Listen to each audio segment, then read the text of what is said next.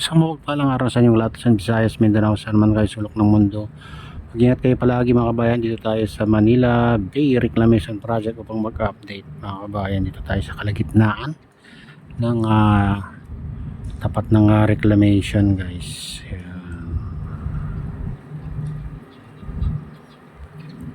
Ayan, kung makita nyo, ayan ang napakaraming heavy equipment dyan mga kabayan. Ayan.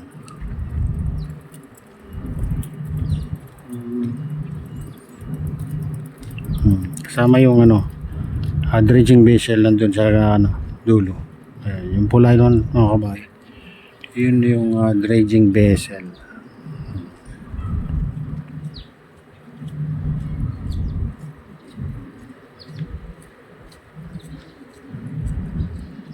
Ayan.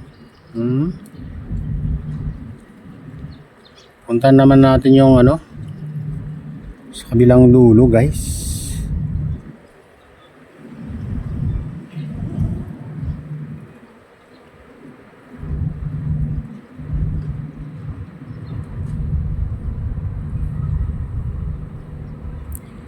Oh, ganito na yung itsura dito.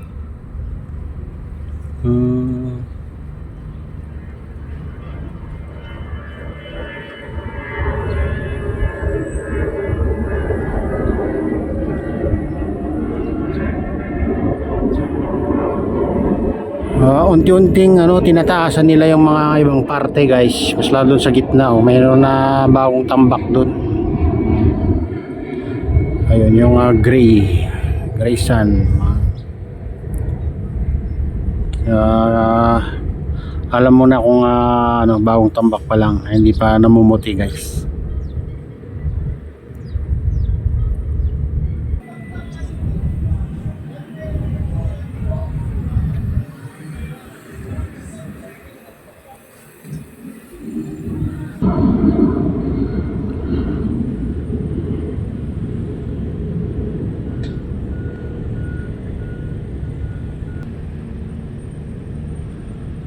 Ayan, guys, dito na tayo sa kalagitnaan ng reclamation. Ayan.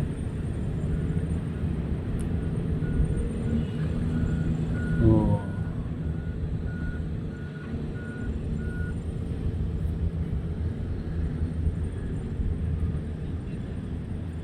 Ayan, nag-umpisa pa lang yung mga dito. Heavy equipment. Ayan.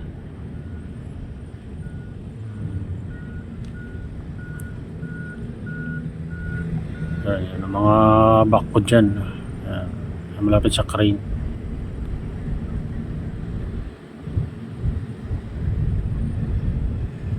Dalawa pala yung dyan mga kabayan na dredging vessel. Nandun yung isa, gitna. Ayan, orange na yan. Ayan, baka dun siya nagtatambak ngayon. Yung isa ka naman kasi sa kabilang dulo.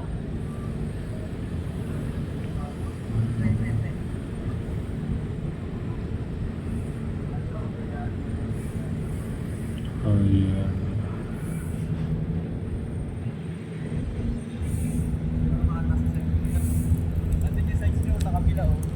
Kaya eh. Ginagawa ko yun. Iwala na ako.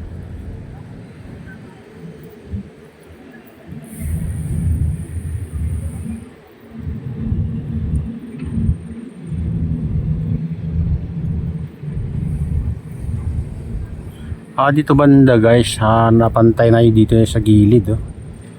Pantay na yung taas. Makita niya. At doon naman inaayos na mga kabayan, pinapantay din. Siguro lalagyan na rin ng breakwater.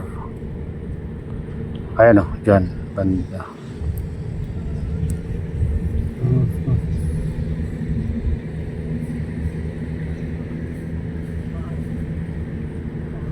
Ayan, tinatambakan niya yung bawat gilid mga kabayan para pantayin. Ayan, yung bako na yun.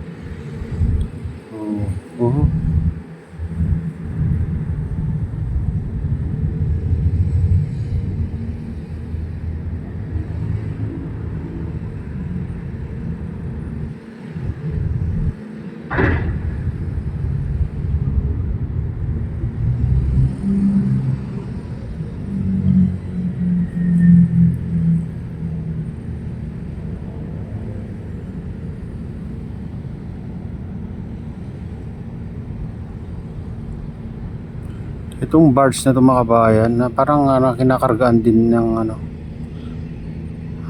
buhangin. Itong isang bako.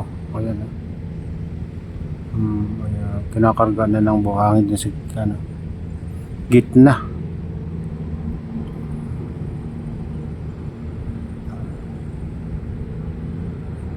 Ayan. Punta naman tayo dun sa pinakakabilang dulo mga kabayan. Sara, samahan niyo ako.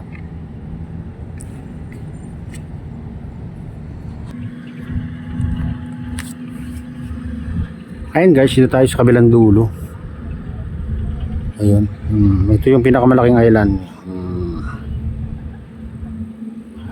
Ito yung 360 hectares guys na island. Yung doon sa yan, malapit sa Navy. Ganyan kalapad yan mga kabayan. Dito naman talagang hindi mo na makakatanaw yung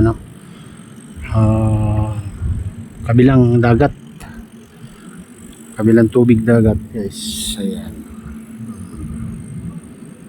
ganyan kalawak yan. Ito yung tulay na nagdudugtong dyan sa itong island ito sa tapat ng SM Olubesia. Ayan guys, binawasan nila dito. Ito yung sa sa malapit sa tulay.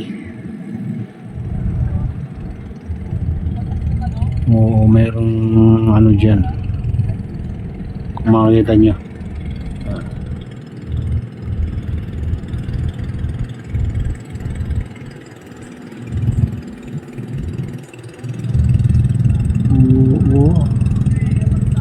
Ayan na yung breakwater na nilagay nila dito banda mga kabayan. Malapit na yan, magkakarugtong.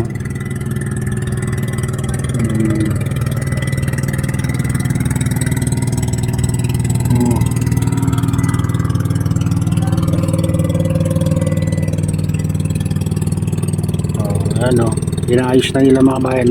Medyo mataas pa yan banda. Ayan yung buhangin, pero papantayin din nila yan. Ayan, kunti na lang, mga ilang araw lang siguro kung tuloy-tuloy nilang gagawin yan mga kabayan, ay magkakarugtong na itong breakwater na nilagay nila sa gilid. Mga na lang yan 100 meters lang siguro ang layo yung hindi nalagyan mga kabayan. Pagitan. Ayan mga kabayan, ito na yung latest update dito sa Manila Bay Reclamation Project. At shoutout nga pala sa lahat ng OFW, mga immigrants sa ibang bansa. Shoutout sa inyong lahat. Shoutout din sa lahat ng vloggers. Shoutout din sa lahat ng sumusuporta sa aking YouTube channel. Sana hindi kayo magsawang sumuporta. Shoutout din sa lahat ng viewers, mga nagla-like, sa lahat subscribers, sa lahat viewers. Mega loud shoutout sa inyong lahat mga idol, mga kabayan, saan man kayo sulok ng mundo ay mag-ingat kayo palagi. Shoutout din kay Kuya Yo, kay Ate Lynn, kay Kuya Rick, sa aking misis.